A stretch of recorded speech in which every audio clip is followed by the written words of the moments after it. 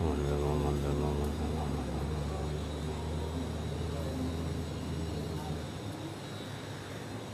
那边卖红水。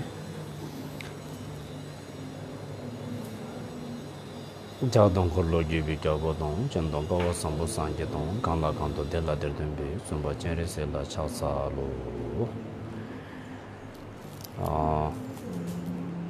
श्रद्धालु भक्तजनहरू र सम्पूर्ण धर्ममित्रगण सगदावको पुण्यतिथि अनुकूलता मणिजप साधना भइरहेको यस सन्दर्भमा यस मण्डलमा मूलत आफ्नो मण्डलको अधिपति आर्य अवलोकितेश्वरसँग अभिन्न रूपमा रहेको आफ्नो मूल गुरुको कोमल चरणमा साष्टाङ्ग दण्डवत गर्दै आज फेरि पनि पुनः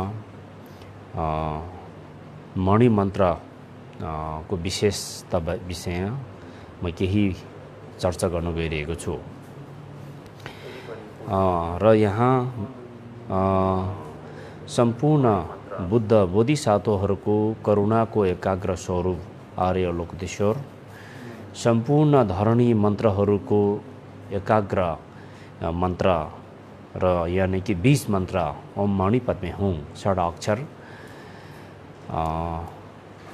भएको हुँदा भगवान बुद्धले प्रतिपादन गर्नुभएको 84,000 धर्मस्कन्ध सम्पूर्ण भगवान बुद्धको जीवनकालमा देशना गर्नुभएको उपदेश सबै यो षड अक्षर भित्र समेट्न सकिन्छ भनेर धेरैभन्दा धेरै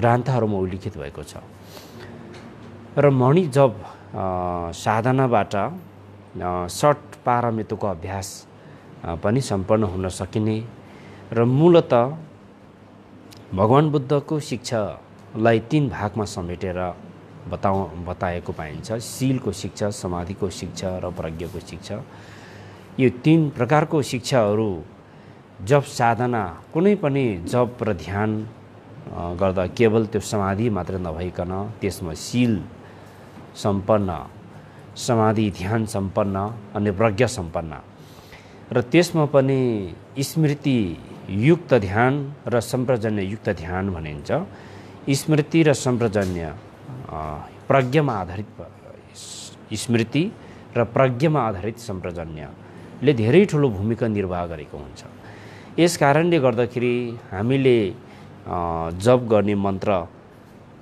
मन्त्र सँगसँग हामीले गर्ने जुन ध्यान जुन भावना विधि छ त्यसलाई समाधिको रूपमा स्थापित गराउन त्यसलाई मूल चाहिँ समाधि अटल बनाउनको लागि स्मृति सम्प्रजन्य जसले धेरै नै ठुलो भूमिका निर्वाह गरिरहेको हुन्छ र मूल विषय वस्तुतर्फ लागौं ओम मणि पद्मे हुँ यो षट अक्षर आर्य अवलोकितेश्वर महासातो बोधिसत्व आर्य अवलोकितेश्वर भगवान बुद्धको महापरिनिर्वाण हुन लागिरहेको अवस्थामा अष्ट बोधिसत्वहरू जाम्याङ छाना दोर्जी चेरेसे साई निम्बो ड्रिबा नम्रसल नगै निम्बो जाम्बो कुन्दोसङ भनेर यी अष्ट बोधिसत्वहरू हुनुहुन्छ अष्ट बोधिसत्वहरूले भगवान बुद्धलाई परिनिर्वाण नहुनुको लागि बिन्ती चढाउनु भएको प्रसङ्गमा अनि भगवान बुद्धले सबैलाई आफ्नो समय भइसकेको बताउनु हुँदै र त्यसभित्र पनि मूलत आर्य अवलोकितेश्वर बोधिसत्वलाई भगवान बुद्धले विशेष वचन दिनुभएको थियो र सोही अनुरूप उहाँ उत्तर दिशामा पर्ने जुन उत्तरी भेगमा रहेको प्राणीहरू अज्ञानी रहेको धर्मको अभ्यास नभएको धर्मको संस्कार नभएको जुन स्थानमा भगवान बुद्धको आगमनको आवश्यकता भएको बताउनु हुने क्रममा भगवान बुद्धले आर्य अवलोकितेश्वरलाई जुन ठाउँ तपाईले बताउनु भयो त्यो ठाउँमा गएर धर्मको दीप प्रज्वलन गर्ने जुन ठाउँको प्राणीहरूलाई धर्मको मार्गदर्शन गर्ने जुन सम्पूर्ण कामहरू तिमीले पूरा गर्नु सकिनेछ र तिमीले पूरा गर्नु पर्दछ भनेर वचन दिनुभएको थियो सोही अनुरूप कुशीनगरदेखि उत्तरी दिशामा पर्ने भोट हिमाली क्षेत्रमा आर्य अवलोकतेश्वरको आगमन भयो र उहाँले अधिष्ठान गर्नुभयो र उहाँले सम्पूर्ण जगत प्राणीहरूलाई नै दुःखको भावसागरबाट मुक्त गराउने जुन उहाँले एउटा सङ्कल्प गर्नुभयो, प्रतिज्ञा गर्नुभयो। र त्यस कारणले गर्दाखेरि हिमाली क्षेत्रमा बसोबास गर्ने बौद्ध मार्गीहरूले आर्य अवलोकतेश्वरलाई मूल इष्टदेवको रूपमा मान्दै आउनु र मूल इष्टदेवको धरणी मन्त्र ओम मणि पद्मे हुङ यो मन्त्र सबैभन्दा बढी लोकप्रियता हुनु र भोट हिमाली क्षेत्रमा भगवान बुद्धको शिक्षालाई प्रतिपादन गर्नुहुने जुन सर्व लोकप्रिय गुरुहरू पनि अधिकांश आर्य अवलोकतेश्वरको निर्माणकायको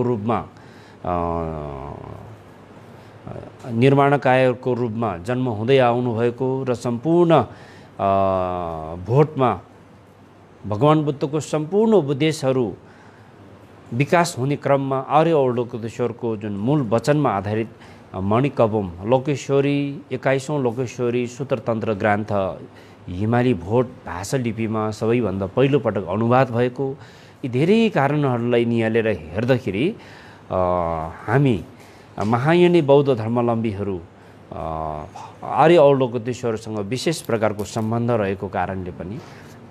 रहेको बुझिन्छ।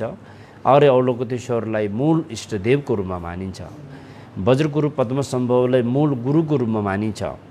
एवं प्रकारले गुरु इष्ट ढागनी त्रिमूलको विषयमा चर्चा गर्नुपर्दा अहिले पछिल्लो समयमा फेरि पनि गुरुको रूपमा वज्रगुरु पद्मसम्भव, इष्टदेवको रूपमा आर्य अवलोकतेश्वर अनि ढागनी खाण्डोमाको रूपमा क्रोधी काली क्षमा नागमोलाई अधिकांश भोटवासीहरूले खाण्डोमा ढागनीको रूपमा चाहिँ अनुसरण गर्दै आइरहेको पाइन्छ। र मूल इष्टदेव आर्य अवलोकतेश्वरको यो मूल मन्त्र ओम मणि पद्मे हुङ यो मन्त्र सम्पूर्ण बुद्ध बोधिसत्वहरूको वचन यो मन्त्रले समेटेको हुन्छ र यो मन्त्रले भगवान बुद्धको सम्पूर्ण उपदेशहरूलाई समेटेको हुन्छ। त्यसकारणले यस मन्त्र जपको विशेषताको बारेमा त धेरैभन्दा धेरै ग्रन्थहरूमा वर्णन गरेको पाइन्छ। र मूलतः हामी सर्वसाधारण मानिसहरूले हाम्रो जीवनमा जान अनजानमा शरीर वचन र चित्तद्वारा अकुशल कर्महरू सञ्चय गरेको हुन्छ। ती अकुशल कर्महरूलाई प्रायश्चित गर्नुको लागि धेरै प्रकारको उपायहरू बताउनु भएको छ। जति पनि धर्म पुण्य सञ्चय गर्ने यो सबै के हो भने उपाय मात्रै हुन्। यो गुरु कल्याण मित्रहरूले देशना गर्नुभयो जोको उपायलाई अवलम्बन गरेर हामीले पाप कर्महरू क्लेशहरूलाई न्यूनीकरण गर्दै धर्मको अभ्यास गर्ने हो। र यसमा मणि जपबाट विशेषतः ओम मणि पद्मे हुङ यो मन्त्रमा रहेको 6 अक्षरले यसबाट यो जपबाट मूलतः यो किन जप गरिन्छ भन्ने सन्दर्भमा यो संसार छलोकको भावचक्रबाट यो भावचक्र देवलोक, असुरलोक, मनुष्यलोक, पशुलोक, प्रेतलोक र नर्कलोक गरी यो संसार छलोकको भावचक्रबाट मुक्त हुनेको चाहना सम्पूर्ण बौद्ध मार्गीहरू भगवान बुद्धको अनुयायीहरू हामी भगवान बुद्धको अनुयायीहरूको लक्ष्य नै के हो भने यो संसार छलोकको भावचक्रबाट मुक्त हुनु हो। संसार छलोकको भावचक्रबाट मुक्त हुनुको लागि यो 6 अक्षरको मूल मन्त्रलाई जप साधना गर्ने गरिन्छ।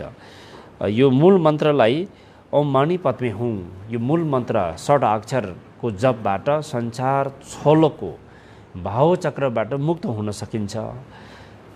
र एवं प्रकारले जगत मुक्त भनेर यसलाई चाहिँ ढोवा कुण्डल भनेर मूल चाहिँ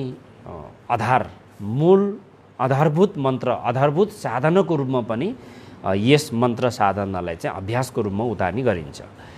जगत उद्धार भनेर हैन जगत मुक्त भनेर यसमा हिमाली क्षेत्रमा रहेको बौद्ध धर्मको विधिहरू कुनै पनि पूजाहरू गरिने जुन विधिहरू छन् ती विधिहरूमा पनि शील समाधि र प्रज्ञाको शिक्षासँग आबद्ध ती साधनाको विषयलाई अधिकांश चाहिँ यो भावना विधिहरू सबै बुद्धको चाहिँ शील समाधि र प्रज्ञा अन्तर्गत चाहिँ यो साधना मन्त्र जपहरू सबै साधना गर्ने मन्त्र जपको विधिहरू चाहिँ समाधिसँग जोडेको, ध्यान विधिसँग सम्बन्ध रहेको कारणले चाहिँ मूलत यो आर्य अवलोकितेश्वरको विधिबाट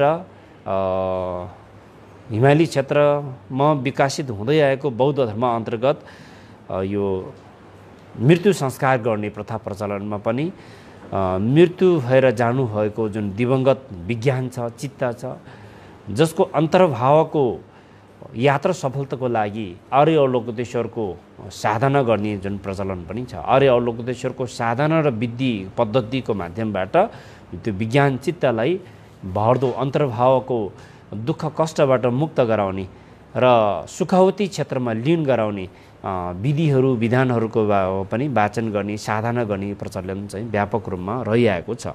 र यसमा त्यस कारणले गर्दाखेरि ओम माणि पद्मे हुँ, ओम को साधनाबाट देवलोकको दुःखबाट मुक्त हुन सकिने, म को साधनाको प्रभावले गर्दाखेरि दानवलोक असुरलोकको दुःखबाट मुक्त हुन सकिने, नि को साधनाबाट मनुष्यलोकको दुःख र पीडाबाट मुक्त हुन सकिने, पे को साधनाबाट पशुलोकको दुःखबाट मुक्त हुन सकिने, मे शब्दको साधनाबाट प्रेतलोकको दुःखबाट मुक्त हुन सकिने, हुँ को साधनाबाट जसको प्रभावले नर्कलोकको दुःखबाट मुक्त हुन सकिने,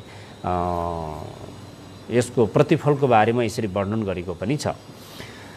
र यसले मैले अघि पनि भने ६ पारमितको अभ्यास पनि सम्पन्न हुन सकिने र यो मन्त्र जप आफै एउटा बुद्धि चित्तमा आधारित भएर जप गर्ने र ध्यान भावना विधिमा आधारित भएर जप गर्न सक्यो भने अत्यन्तै प्रभावकारी हुन्छ। र यसमा मूलत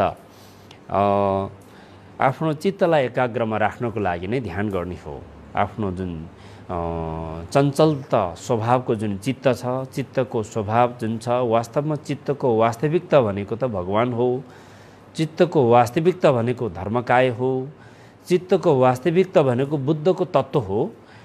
तर तत्कालीन क्लेशहरूको कारणले गर्दाखेरि, कुकर्महरूको प्रभावले गर्दाखेरि जुन क्लेश भनेको आफूमा भएको ज्ञाय वर्ण, जसको कारणले गर्दाखेरि त्यसमा चाहिँ अज्ञानता अविद्याको कारणबाट म र मेरो, जसको कारणबाट राग द्वेष मोह ईर्ष्या अहङ्कार जस्तो क्लेशहरूको कारणले गर्दाखेरि अनि त्यो चित्त चाहिँ चित्तको स्वभाव जुन बुद्धको तत्त्व छ, जसको यथार्थ चाहिँ भगवानको तत्त्व जुन छ, त्यो चाहिँ वास्तविक रूपमा बाहिर चाहिँ प्रत्यक्ष रूपमा प्रकट हुन नसकिकन त्यसले अझै पनि अनन्तकालसम्म यो भाव सागरमा, यो चक्रमा घुमिरहनु पर्ने हुन्छ। यो दुःखको भाव सागरबाट मुक्त हुने र मुक्त गराउने भनेको मूल उपाय र मूल तत्त्व नै के हो भने त्यो मूल तत्त्व नै चित्तको स्वभावलाई पहिचान गरेर चित्तको स्वभाव जुन छ, जुन वास्तविकता छ, त्यसलाई प्रत्यक्ष रूपमा चाहिँ प्रकट गराउने, प्रत्यक्ष त्यसलाई चाहिँ पहिचान गराउने विधि र पद्धति नै के हो भने बुद्धको चाहिँ शीघ्र मार्ग हो। त्यस कारणले गर्दाखेरि यस मार्ग, यस साधना अन्तर्गतमा पनि यो विशेषतः मन्त्र जप मात्रै महत्त्वपूर्ण विषय होइन, एउटा उपाय हो। मन्त्र जप अनि मन्त्र उच्चारण गर्ने, मनले भावना विधिलाई अवलम्बन गर्ने, अनि ध्यानको पनि धेरै प्रकारको विधिहरू हुन्छ। गुरु परम्परा अनुसार एउटा दक्ष गुरु कल्याण मित्रको माध्यमबाट हामीले ध्यानको अभ्यासहरू, दीक्षाहरू लिनुपर्ने हुन्छ र ध्यान मुद्राबाट, सप्त ध्यान मुद्राहरूको माध्यमबाट आफ्नो शरीरलाई सप्त ध्यान मुद्रामा राख्ने जस्तो, अनि हातले माला जप गर्ने, अनि मुखबाट मन्त्र उच्चारण गर्ने, अनि मनले भावना विधिलाई अवलम्बन गर्ने गर्दाखेरि शरीर पनि धर्म अभ्यासमा संलग्न भयो, वचन पनि धर्म अभ्यासमा संलग्न भयो, अनि भावना चित्त पनि धर्म अभ्यासमा संलग्न भयो। र जति पनि हामीले कुशल कर्म सञ्चय गर्ने, धर्म अभ्यास गर्ने पनि 3 द्वारबाट नै अभ्यास गर्नुपर्ने हुन्छ। शरीरबाट अभ्यास गरिने धर्म, वचनद्वारा अभ्यास गरिने धर्म र चित्तद्वारा अभ्यास गरिने 3 प्रकारको धर्महरूलाई हामीले यो मन्त्र ओम माणि पद्मे हुँ, यो मन्त्र जप साधनाको क्रममा हामीले 3 द्वारबाट नै, 3 द्वारदेखि नै धर्म अभ्यास गर्न सकिन्छ। जस्तै शरीरबाट धर्म अभ्यास कसरी गरिरहेको हुन्छ त ओम मणि पद्मे हुँ मन्त्र जप गरिरहेको अवस्थामा हामी आफ्नो शरीरलाई एउटा ध्यान मुद्रामा बसेर एउटा धर्म आसनमा हामी चाहिँ स्थानमा बसिसकेपछि त्यसमा हामीले जुन एउटा सङ्कल्प एउटा प्रतिज्ञा गरिसकेको हुन्छ आफ्नो भोग तीर्खदेखि लिएर शरीरको ढाड दुख्ने घुँडा दुख्ने यो सबै तमाम कुराहरूलाई व्यवस्था गरेर हामीले चाहिँ आफ्नो ध्यानमा शरीरलाई चाहिँ केही जस्तो प्रकारको अवस्थाहरू सिर्जना भए तापनि मैले मेरो ध्यान चाहिँ विधिपूर्वक गर्छु भनेर हामी चाहिँ एउटा ध्यान बस्ने बेलामा जसरी हामीले आफ्नो शरीरबाट हुने नराम्रो कुकर्महरू पाप कर्महरू सबैलाई उता चाहिँ छोडेर हामी चाहिँ आफ्नो शरीर चाहिँ एउटा धर्म स्थानमा चाहिँ बसिसकेको कारणले गर्दा शरीरबाट चाहिँ धर्म सञ्चय गरिरहेको हुन्छ। शरीरबाट पनि कुशल कर्ममा संलग्न भयो शरीर आफै पनि। अनि वचनद्वारा ओम मणि पद्मे हुँ ओम मणि पद्मे हुँ ओम मणि पद्मे हुँ ओम मणि पद्मे हुँ यो धरणी मन्त्र चाहिँ उच्चारण गरिरहेको कारणले गर्दाखेरि वचन पनि धर्ममा संलग्न भयो। वचनबाट हुने अकुशल पापक कर्महरू रोकथाम भयो। वचनबाट हुने झुटो बोल्ने, चुगली लगाउने, कडा बोली बोल्ने, निन्दनीय कुराहरू गर्ने, होइन, अरूको विभिन्न चाहिँ निन्दा गर्ने, ती विविध चाहिँ वचनबाट हुने अकुशल कर्महरू चाहिँ के भयो, रोकियो। वचन पनि धर्म अभ्यासमा संलग्न भयो। वचन पनि धर्म अभ्यासमा संलग्न हुन सक्यो। अनि मन पनि भावना विधिलाई अवलम्बन गर्दै जाँदाखेरि कसरी चाहिँ ध्यान गर्ने त, होइन, आफ्नो ठिक सामुन्ने अगाडि अरू आर्य अवलोकेश्वरलाई सम्झिने अथवा स्वयं आफै नै आर्य अवलोकेश्वरको देवमण्डलको रूपमा चाहिँ आफूलाई स्थापित गर्ने, देवमण्डलमा आफूलाई स्थापित गरेर आफ्नो म चित्तमा कमलको फूलमाथि चन्द्रमाको आसन, जसमाथि श्री अक्षर सेतो वर्णको, जसमा 6 अक्षरले परिक्रमा गरिरहेको, जसबाट विभिन्न प्रकारको ज्योतिहरू प्रकट भएर 10औं दिशामा विराजमान बुद्ध तथा बोधिसत्वहरूलाई आह्वान गर्यो, अधिष्ठानको लागि अनुरोध गर्यो, निमन्त्रणा गर्यो। ती सबै बुद्ध बोधिसत्वहरू पनि ज्योतिको रूपमा प्रकट भएर आएर आफूमा विलिन भएर आफ्नो शरीर वचन चित्तद्वारा अनधिकालदेखि सञ्चय गर्दै आएको अकुशल पाप कर्महरू क्लेशहरू पूर्ण रूपमा चाहिँ शुद्धिकरण भएर आफ्नो शरीर वचन मन र आर्य अवलोकेश्वर र बुद्ध बोधिसत्वहरूको काया वाक चित्त चाहिँ अभिन्न भएको भावना गरेपछि फेरि पनि पुनः बीज मन्त्रबाट र परिक्रमा गरिरहेको 6 अक्षरहरूबाट ज्योति प्रकट भएर गएर संसार छोलोकमा भएको पात्र रूपी संसार र रस रूपी प्राणीहरू सबैमा ती ज्योति चाहिँ लीन भएर यो धरती सबै शुद्ध चाहिँ सुखावती भुवन बुद्ध भूमिमा परिणत भयो, पवित्र भूमिमा परिणत भएको र यसमा बसोबास गर्ने, यो लोक धातुमा बसोबास गर्ने सर्व प्राणीहरू पनि शरीर वचन र चित्तद्वारा सञ्चय गरेको सम्पूर्ण पाप कर्महरू शुद्ध भएर गएको यसरी पनि ध्यान गर्न सकिन्छ। आफ्नो मनलाई यसरी एउटा चाहिँ ध्यान भावना विधिलाई अवलम्बन गर्दाखेरि आफ्नो मन धर्म साधनामा आबद्ध, धर्म साधनासँग संलग्न भयो। जस कारणले गर्दाखेरि मनबाट उब्जिने नकारात्मक सोचहरू, नकारात्मक विचारहरूलाई चाहिँ रोकेर मनलाई सकारात्मक र चित्तको चञ्चलतालाई जुन चाहिँ एकाग्रमा राख्ने जुन अभ्यास गरियो त्यो मन धर्ममा संलग्न गराइयो। त्यसले यसरी ओम मणि पद्मे हुँ यो मन्त्र जप गरिरहेको अवस्थामा आफ्नो शरीरलाई पनि धर्म साधनामा संलग्न गराउने, आफ्नो वचनलाई पनि धर्म साधनामा संलग्न गराउने र आफ्नो चित्तलाई पनि धर्म साधनामा संलग्न गराउने।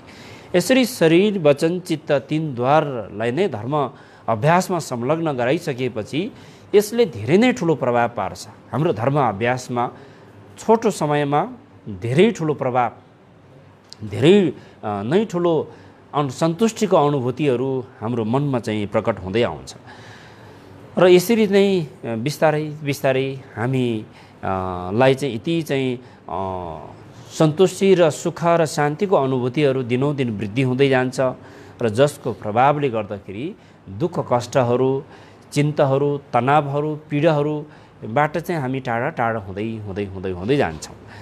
र यसरी यो धर्म अभ्यास नै के हो भने दुःख पीडा कष्टबाट मुक्त गराउने उपायको रूपमा र सुख शान्ति सन्तुष्टिलाई प्राप्त गर्ने उपायको रूपमा धर्म अभ्यास गर्ने हो। र जसमध्ये यो मणि जप साधनाको माध्यमद्वारा धर्म अभ्यास गर्ने एउटा उत्तम उपाय हो।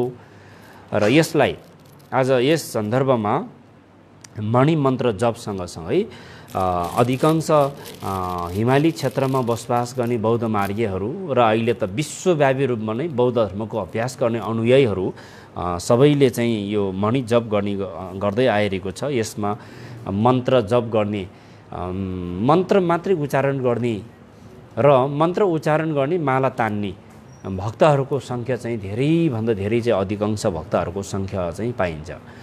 र कुनै भक्तहरू मन्त्र उच्चारण नगर्ने, माला जप पनि नगर्ने, तर ध्यान भावनालाई मात्रै प्राथमिकता दिने बौद्ध अनुयायीहरू पनि धेरैभन्दा धेरै पाइन्छ। त्यसमा आफ्नो नै विशेषताहरू छन्। मैले अस्तितिर पनि भन्दै आएको कुरा के छ भने मन्त्र जप सम्पूर्ण इष्ट देवी देवताहरू, बुद्ध बोधिसत्वहरूको जुन विधिहरू छ, धरणीहरू छ, त्यो सबैको आफ्नो आफ्नै प्रकारको विशेषताहरू छन्। अनि त्यसमा मूलत हामी ध्यानको धेरै प्रकारको तह तब्काहरू हुन्छन्। विभिन्न ध्यान गर्ने साधक साधिकाहरूको मति क्षमता अनुसार हैन, अब उच्च स्तरको ध्यानहरू हुन्छ, निम्न स्तरको ध्यानहरू हुन्छ, मध्यम स्तरको ध्यानहरू हुन्छ। अनि हामी धर्म अभ्यासमा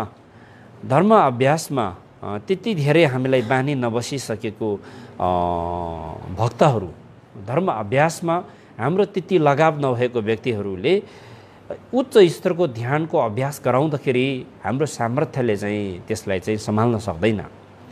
त्यसकारण हामी सर्वसाधारणहरू यानि कि हामी पृथकजनहरूले निम्न स्तरको ध्यानबाट नै ध्यानको अभ्यासलाई प्रारम्भ गर्दाखेरि त्यो बिस्तारै बिस्तारै त्यो ध्यान चाहिँ मजबुत हुँदै जान्छ। त्यसकारणले प्रारम्भिक ध्यानको शिक्षा लिनु नितान्त आवश्यक छ। त्यसमा बौद्ध धर्मको परम्परा अनुसार एउटा परम्परा अनुसारको ध्यानबाट हामीले चाहिँ सुरुवात गर्नुपर्ने हुन्छ। एकजना ध्यान साधना गर्ने इच्छुक साधक र साधिकाले बौद्ध धर्म अन्तर्गत रहेको सम्पूर्ण परम्पराहरूको ध्यानलाई अवलम्बन गर्न सक्दैन। त्यसमा सबै ध्यानहरूको विधि र ध्यानहरूको जुन मूल चाहिँ सिद्धान्त त एउटै हुन्छ, किनभने भगवान बुद्धको उपदेशमा आधारित नै ध्यान भएको हुँदा त्यसको सिद्धान्तमा कुनै पनि भिन्नता हुँदैन। तर त्यसलाई अभ्यास गराउने जुन प्रशिक्षण गराउने जुन विधि पद्धतिहरू छन्, गुरु परम्परा अनुसार फरक फरक विधि, फरक फरक तरिकाहरू भएको हुँदाखेरि हामीले एउटा परम्परा, एउटा गुरु परम्परालाई चाहिँ आत्मसात गरेर अभ्यासको प्रारम्भिक ध्यान अभ्यासबाट सुरुवात गर्दाखेरि त्यो चाहिँ परिपक्वता हुन्छ।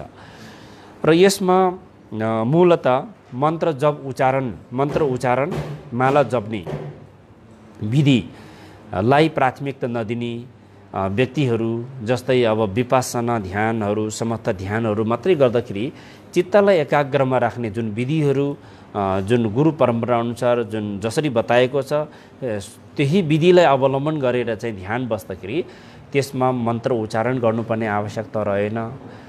त्यसमा माला तान्नुपर्ने आवश्यकता रहेन। त्यो आफ्नो एउटा विधि र आफ्नो एउटा विशेषताहरू छ त्यसमा हैन।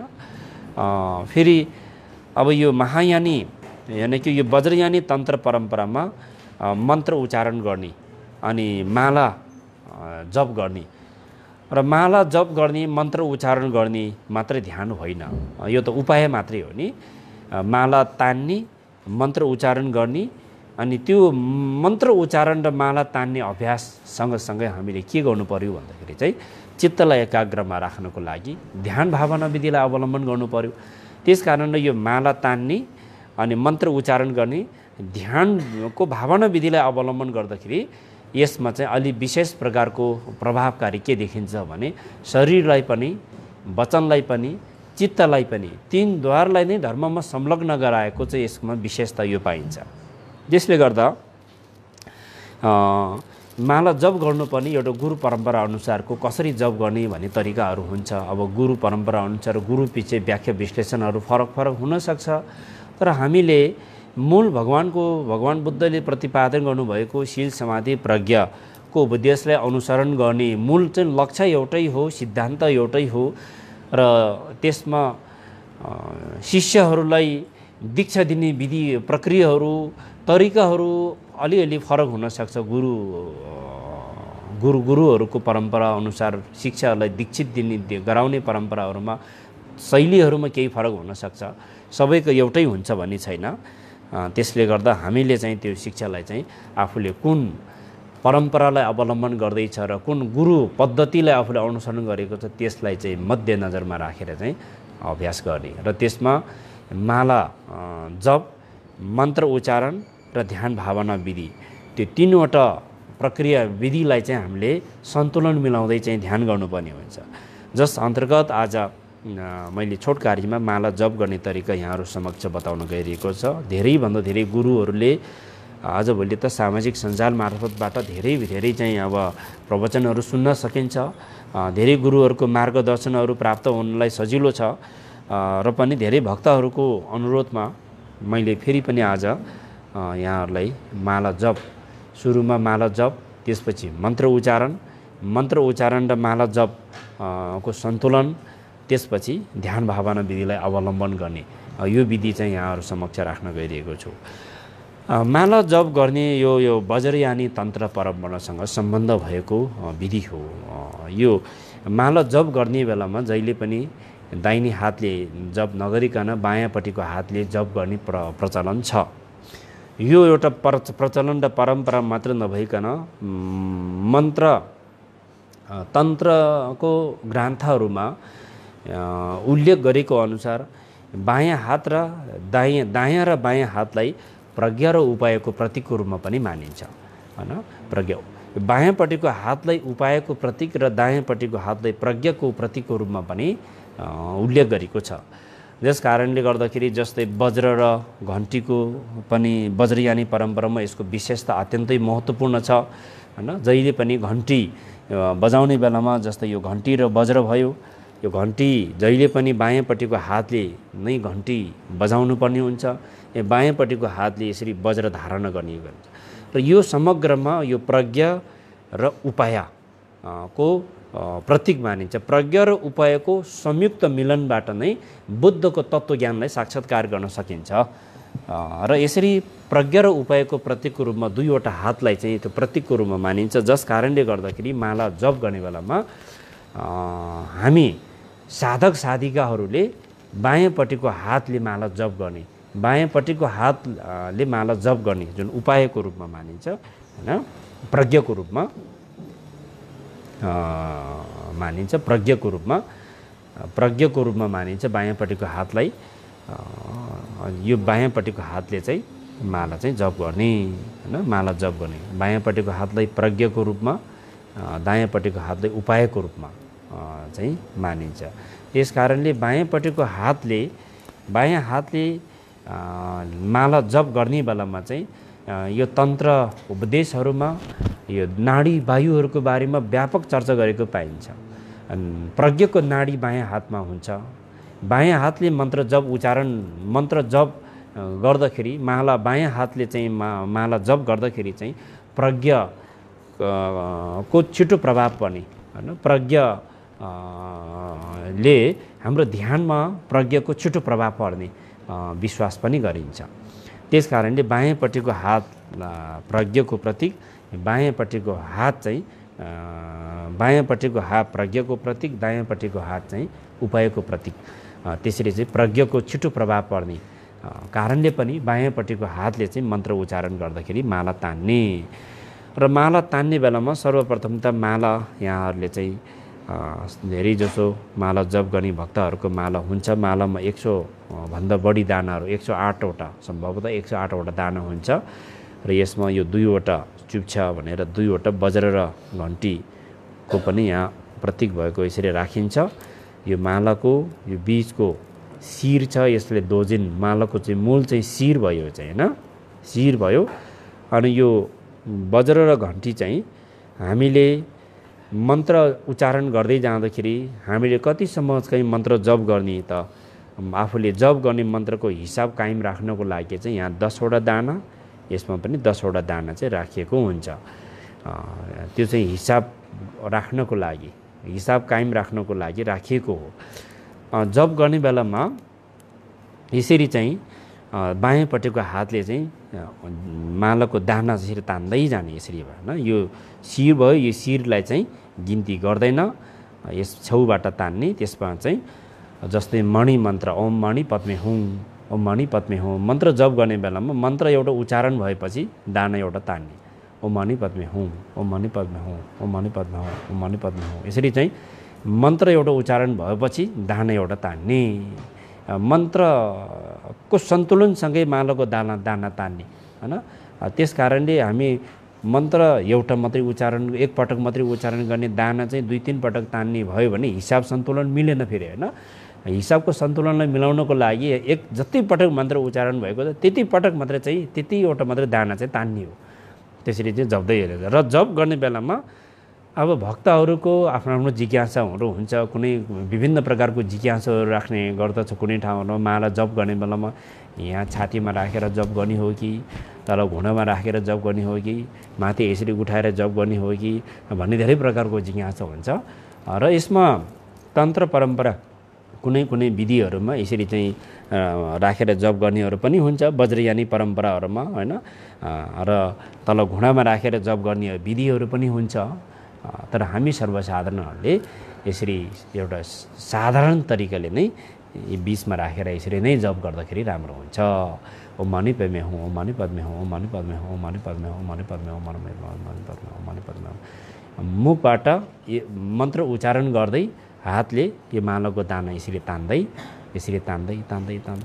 ओम मणि पद्मे, ओम मणि पद्मे, ओम मणि पद्मे, ओम मणि पद्मे, ओम मणि पद्मे, ओम मणि पद्मे, ओम मणि पद्मे, ओम मणि पद्मे, ओम मणि पद्मे, ओम मणि पद्मे, ओम मणि पद्मे, यसरी तान्दै जब चाहिँ हामी यहाँ आइपुग्छौँ, अब एक पटक चाहिँ परिक्रमा भयो, एक फन्को भयो हाम्रो मणि जप चाहिँ एक फन्को भइसकेपछि अब 108वटा दाना छ र पनि हिसाब चाहिँ 100 मात्रै कायम गर्छ होइन। 100 मात्रै चाहिँ गिन्ती गर्ने चाहिँ, त्यो 8वटा बढी भए तापनि 9-10वटा बढी भए तापनि त्यसको हिसाब कायम राख्ने चलन छैन। हामीले मन्त्र उच्चारण गर्ने क्रममा त्रुटि हुनसक्छ होइन, त्यसमा गडबड हुनसक्छ। त्यसलाई परिपूर्ति गर्नको लागि केही दानाहरू चाहिँ बढी राखिएको मात्रै हो, त्यसरी बुझ्ने।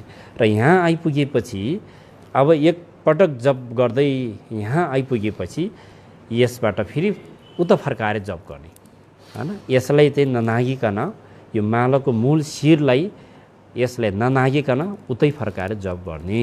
उतै फर्काएर अब यो दाना 10वटा राखिएको छ, वज्र र घन्टी छ, यसमा चाहिँ यो वज्र र घन्टी राखेको छ, एकपट्टिको एउटा चाहिँ सट्ट माथि तान्ने, घन्टीपट्टिको एउटा तान्ने पनि हुन्छ। यसले के बुझाए त भन्दाखेरि तपाईँको जप चाहिँ मन्त्र जप चाहिँ 100 पुग्यो भनेर यो एउटा चाहिँ माथि तान्ने। अनि माथि यो त फर्काइसक्यो, यो त फर्काएर जप्नुको कारण के हो त भन्दाखेरि हामी जप गर्ने बेलामा हामीले ध्यान पनि गर्नुपर्ने हुन्छ, मन्त्र उच्चारण गर्दै गर्नुपर्ने हुन्छ। अनि हातले यसरी माला तान्दै गर्दाखेरि फेरि चाहिँ आफ्नो ध्यानको भावनामा डुबेर आफ्नो हिसाब राख्ने बिर्सिन सक्छ।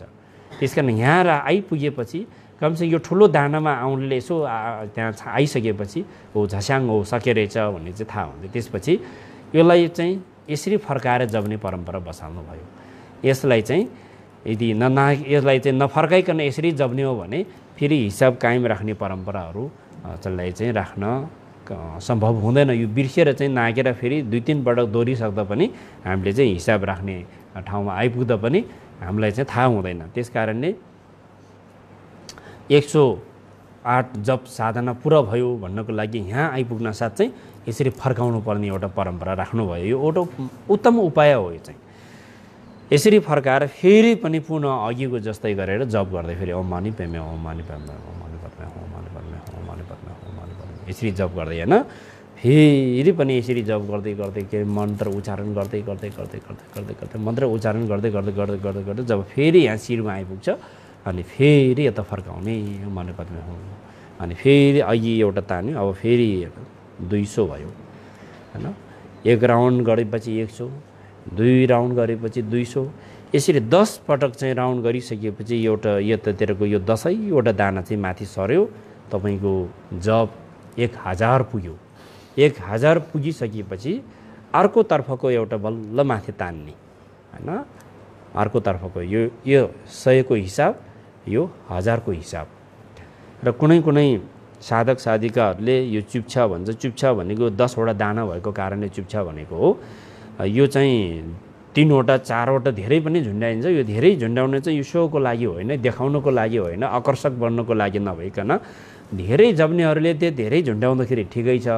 मन्त्र धेरै नजप्नेहरूले यो 4-5 वटा झुन्ड्याएर खासै त्यो चाहिँ त्यति प्रभावकारी छैन हैन। किन भन्दा यो हिसाब कायम राख्नको लागि राखिएको यो चुप्छ त।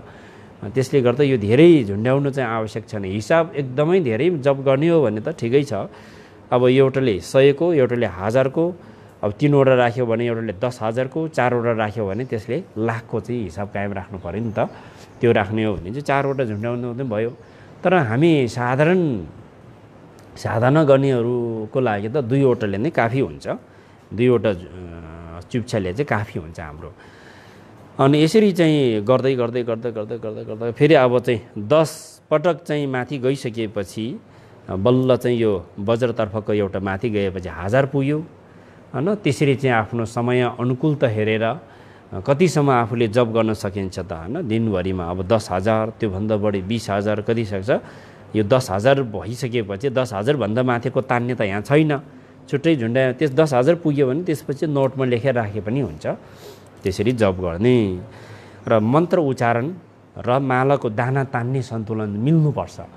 मन्त्र एक पटक मात्रै उच्चारण गर्ने, मालाको दाना चाहिँ 3 पटक 4 पटक तान्यो भने सन्तुलन मिलेन फेरि। अनि कुनै कुनै भक्तहरू चाहिँ मन्त्र एकदम धेरै जप गर्यो भनेर भन्नुहुन्छ, हामीले कोही भेटिन्छ हैन। त्यो माला मन्त्र एक पटक मात्रै उच्चारण भएको छ, दाना चाहिँ अघि नै 3-4 वटा चाहिँ तानिसकेको भयो भने त्यसले चाहिँ त्यो प्रभावकारी भएन, त्यो शुद्ध भएन नि। त्यस कारणले मन्त्र उच्चारण एक पटक भएको छ भने मालाको दाना एक पटक मात्रै तान्ने हैन। त्यसरी चाहिँ सन्तुलन त्यसरी मिलाउने, दाना तान्दै तान्दै त्यसरी चाहिँ मन्त्र उच्चारण र मालाको दाना तान्ने सन्तुलन चाहिँ मिलाउने। सुरुमा यो अभ्यास गर्ने हामीले चाहिँ हैन, मन्त्र उच्चारण।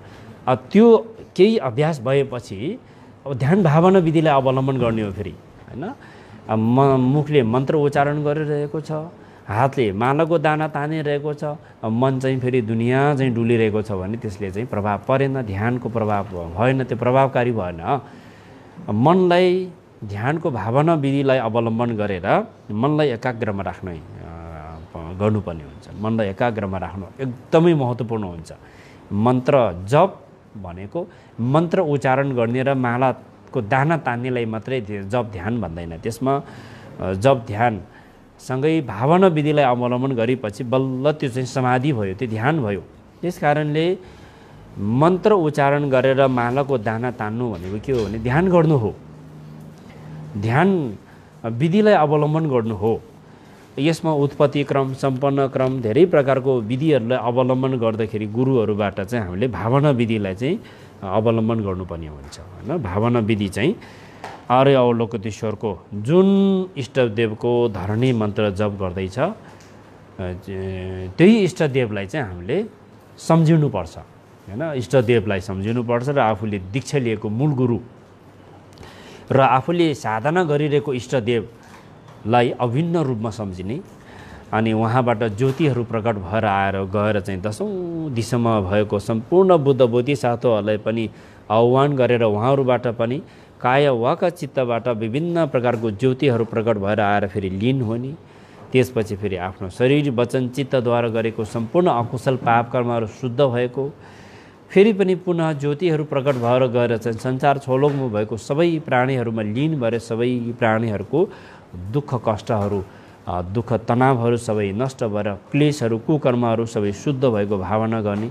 यसरी चाहिँ यो भावना विधिलाई अवलम्बन गर्दै मन्त्र उच्चारण गर्दै हातले मालाको दाना तान्दै त्यसरी ध्यान गर्दाखेरि के हुन्छ भने मन्त्र उच्चारण र मालाको जप चाहिँ थोरै मात्रै भए तापनि ध्यान विधिलाई अवलम्बन गरेको छ भने त्यो जप चाहिँ प्रभावकारी हुन्छ, धेरै चाहिँ अर्थपूर्ण हुन्छ। त्यसकारण हामीले अर्थपूर्ण र प्रभावकारी ध्यान जप गर्ने प्रयास गर्नु पर्यो। हामी सम्पूर्ण साधक साधिकाहरूले हामीले धेरैभन्दा धेरै हिसाब पुर्याउने 10 करोडको मन्त्र जप गर्ने भनेको छ। जति सक्दो चाहिँ मन्त्र उच्चारण गरेको छ, माला तानेको छ, ध्यान विधिलाई त्यति धेरै अवलम्बन गरेको छैन भने त्यसले खासै त्यति धेरै प्रभाव पर्दैन। त्यसकारण यो ध्यान जपमा मूल चाहिँ भावना विधि र ध्यानले धेरै ठुलो महत्त्व राख्छ। ध्यान भावनामा आधारित भएर जप गरेको जप प्रभावकारी र मन्त्र पनि सिद्धि हुन्छ। मन्त्र सिद्धि हुन्छ हैन। मन्त्र सिद्धि हुनुको लागि त्यसको नीति नियमहरू, त्यसको विधि विधानहरूलाई चाहिँ पुरा गर्नुपर्ने हुन्छ। त्यसको विधिहरू नियमहरू नियमपूर्वक विधिपूर्वक गरेको छ भने त्यो ध्यान चाहिँ सिद्धि हुन्छ, त्यो जप सिद्धि हुन्छ, त्यो मन्त्र सिद्धि हुन्छ नि। त्यो सिद्धि हुनुको लागि विधिपूर्वक र त्यसको विधिपूर्वक चाहिँ र गुरुहरूले बताउनु भएको उपदेश अनुसार चाहिँ हामीले जप गर्ने प्रयास गर्न सक्नुपर्छ र भावना विधि अनुसार हामीले जप गर्न सक्नुपर्छ। त्यस्तो जप गर्ने प्रयास गर्यो भने, ध्यान गर्ने प्रयास गर्यो भने अनि हामीले जप गरेको, हामीले ध्यान गरेको जुन अभ्यास छ त्यो अझै प्रभावकारी हुन्छ। र यसरी चाहिँ मोटामोटी अब यहाँहरूले थाहा पाउनुभयो होला मोटामोटी होइन। मन्त्र जप गर्ने बेलामा जहिले पनि माला चाहिँ 108वटा दाना हुन्छ अधिकांश मालाहरूमा। देब्रेपट्टिको हातले मालाको दाना तान्दै गर्ने हैन। देब्रेपट्टिको हातले मालाको दाना तानेर किन त दाहिनेपट्टिको हातले जप गरे पनि हुन्छ नि भने त्यसमा हाम्रो जुन तन्त्र परम्परामा गुरु परम्परालाई चाहिँ धेरै ठुलो महत्त्व राख्छ। गुरु जसरी चाहिँ हिजोको बुद्ध बोधिसत्वहरू सबै एउटा गुरुबाट दीक्षित भएर नै उहाँहरूले चाहिँ गुरुबाट प्राप्त भएको मार्गदर्शनलाई अभ्यास गर्दै नै उहाँहरू बुद्ध बन्नुभयो। गुरु बिना त बुद्ध पनि हुँदैन, गुरु बिना त धर्म पनि हुँदैन, गुरु बिना त सङ्घ पनि हुँदैन। त्यस कारण चाहिँ गुरु नै के हो भने बुद्ध, धर्म, सङ्घ, गुरुको चित्तलाई बुद्धको रूपमा, गुरुको वचनलाई धर्मको रूपमा र गुरुको शरीरलाई सङ्घको रूपमा चाहिँ मानिन्छ। वज्रयानी तन्त्र परम्परा अनुसार चाहिँ गुरु नै त्रिरत्न समुच्चय हो र गुरु नै त्रिमूल समुच्चय हो, गुरु नै त्रिकाय समुच्चय हो। त्यस कारणले गर्दाखेरि गुरु परम्परालाई अवलम्बन गर्नु चाहिँ असाध्यै महत्त्वपूर्ण हुन्छ। त्यसकारण गुरु धारा परम्परा अनुसार चलिआएको हुँदा हामीले चाहिँ आफ्नो मनोमानी खुसीले ध्यान जप गर्दाखेरि त्यो प्रभावकारी हुँदैन। हिजोको गुरुहरूले त त्यस्तो गर्नुभएको रहेछ, तर मैले चाहिँ अहिलेको आधुनिक समयमा त्यो उपयुक्त छैन। मलाई चाहिँ यसै तरिकाले गर्दाखेरि मलाई अलिकति सजिलो लाग्छ भनेर आफूलाई सुविधा कसरी सुविधा हुन्छ, आफूलाई कसरी सहज हुन्छ, आफूलाई कसरी सजिलो लाग्छ त्यसरी गर्नु चाहिँ उपयुक्त हुँदैन हैन। त्यसरी गर्दाखेरि त्यो सिद्धि हुँदैन। त्यसकारण गुरु धारा परम्परा र गुरु र धर्मग्रन्थको विधि र गुरु परम्परालाई हामीले चाहिँ मूल चाहिँ प्राथमिकतामा राखेर धर्म अभ्यास गर्नुपर्दछ।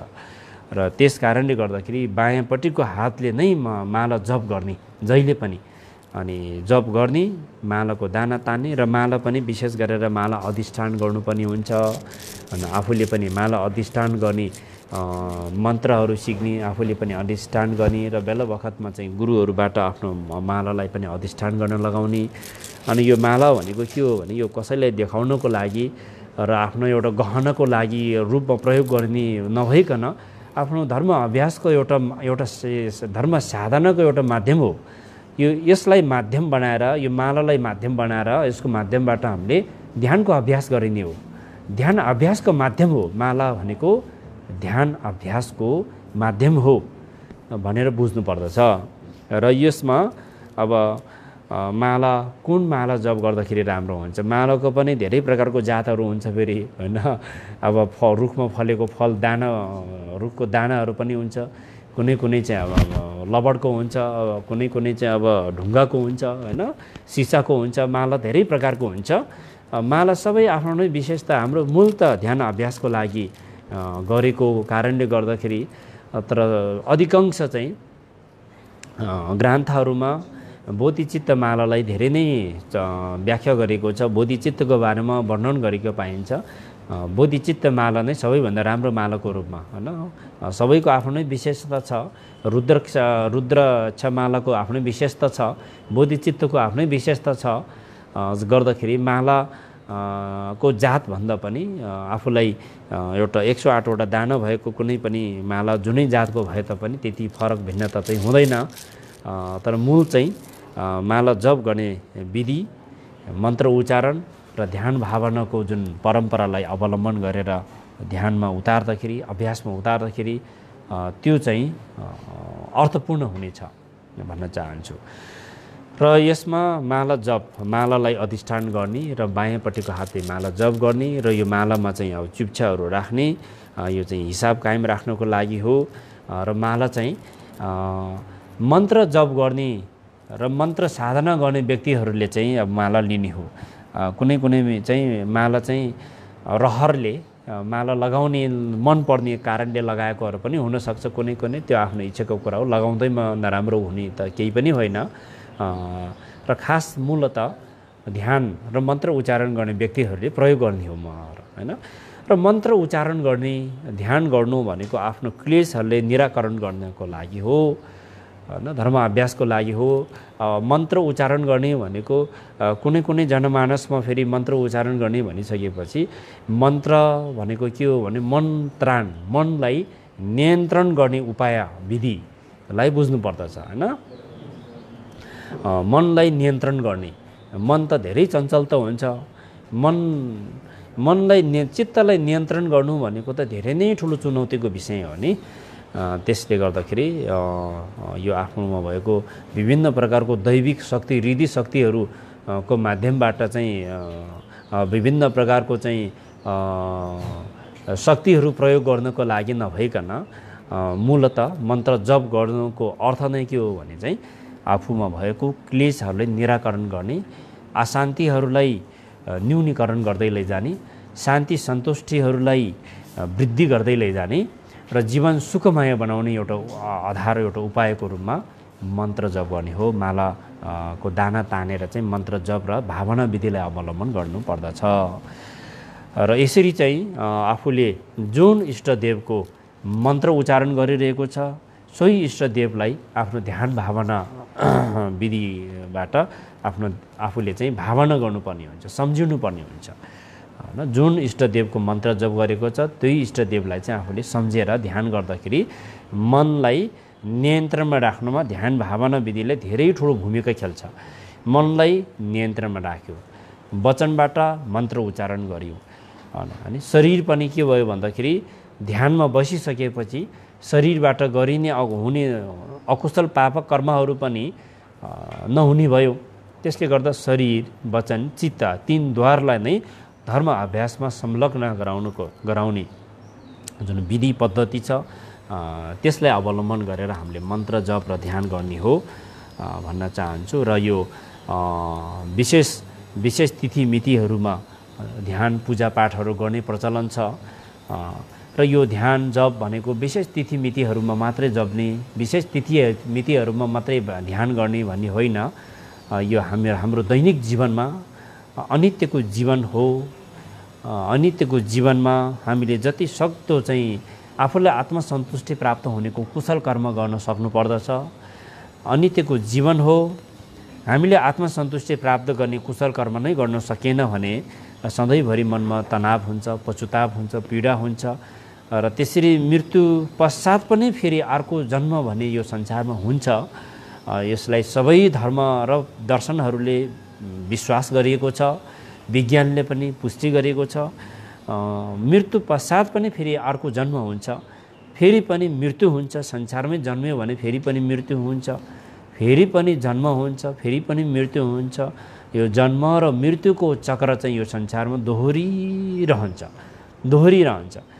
त्यसकारण भगवान बुद्धले देखाउनु भएको मार्गलाई अनुसरण गर्दै अभ्यास गर्दै अगाडि बढ्नुको उद्देश्य नै के हो भने यो जन्म र मृत्युको चक्रमा हामी यो चक्रमा फसेको धेरै वर्ष भइसक्यो, धेरै काल, धेरै जन्महरू भइसक्यो। त्यो हामीले कुनै पनि त्यसको लेखाजोखा छैन, त्यसको अनगिन्ती जन्मजुनीहरू पार गरिसक्यो।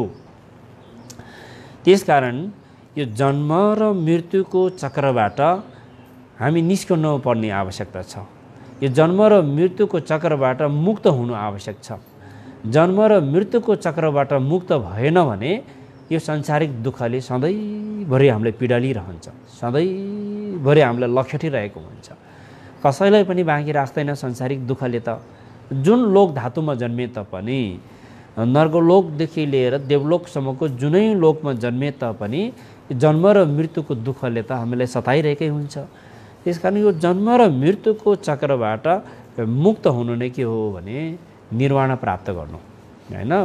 बुद्धको जुन तत्त्व ज्ञानलाई प्राप्त गर्नु, बुद्धत्व प्राप्त गर्नु नै के हो भने संसारको भावचक्रबाट, जन्म र मृत्युको चक्रबाट मुक्त हुनु हो। र त्यो भगवान् बुद्धले देखाउनु भएको मार्गलाई अनुसरण गर्दै गर्दै गर्दै जाँदाखेरि त्यो सम्भव छ र धेरैजनाले त्यो प्राप्त गर्नुभयो र हामीले पनि प्राप्त गर्न सकिन्छ। त्यो प्राप्त गर्नको लागि कहीँ कतैबाट अरूबाट लिएर, अरूले दिएर हामीले पाउने नभइकन आफूभित्रै आफ्नो चित्तको स्वभाव नै वास्तवमा निर्वाण, बुद्धको तत्त्वज्ञान, आफ्नो चित्तको वास्तविक नै बुद्धको तत्त्वज्ञान हो, बुद्ध हो। तर क्लेशको कारणबाट अनि आफूले कुकर्महरू सञ्चय गर्दै जाँदाखेरि त्यसको परिणामले गर्दाखेरि यो संसारी दुःखहरू फेरि पनि दोहोरिरहने भएको हुँदा आफ्नो चित्तको स्वभाव जुन वास्तविकता छ, जुन यथार्थता छ, त्यसलाई पहिचान गरेर त्यसलाई प्रत्यक्ष, त्यसलाई चाहिँ जुन यथार्थतालाई साक्षात्कार गर्नको लागि हामीले यो धर्म अभ्यास गर्दै गर्दै गर्दै गर्दै गयो भने हामी एक दिन जन्म र मृत्युको चक्रबाट हामी मुक्त हुन सकिन्छौँ। हामी यसबाट निस्किन सक्छौँ कि हामी यो संसारको भावचक्रबाट निस्केर हामीले निर्वाण लाभ गर्न सकिन्छ। यही कुरालाई मध्यनजरमा राख्दै हामीले विशेष तिथिमितिहरूमा मात्रै नभइकन आफ्नो दैनिक जीवनमा सधैँ आफूलाई समय अनुकूल र आफूले नै आफ्नो समय अनुकूलता मिलाएर आफूले ध्यान गर्ने, जप गर्ने र आफूले चाहिँ धर्म अभ्यास गर्ने काम चाहिँ हामी सबैले गर्न सक्यौँ भने प्राप्त भएको यो दुर्लभ मनुष्य चोला प्राप्त भएको पनि अर्थपूर्ण हुनेछ भन्न चाहन्छु। यति भन्दै यो देशनालाई यहाँ विश्राम गर्न चाहन्छु। भवतु सब मङ्गलम।